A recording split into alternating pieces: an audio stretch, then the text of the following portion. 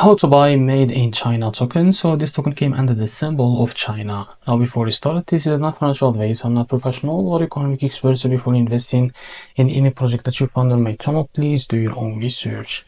And before going on by this token, make sure to check the X account and keep following the updates about this token. As you can see, this token is available on the screener. It created just 1 hour ago and increased by 93% in the last 24 hours. Now I will show you how to buy this token. It's by clicking here to copy token address. Now open your FundsMind for that. Now click here on swap and make sure that you have enough Solana on your wallet. Now click here and paste token address in the search bar. So this is our token. Now click on it, and after that click on I understand. Now here you can type how much you want to buy, and here you will be able to see how much you receive that token. After that, select the provider by clicking on pricing.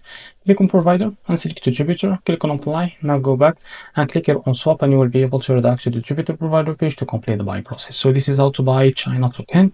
If you found this very helpful, please like and subscribe. See you in the next video.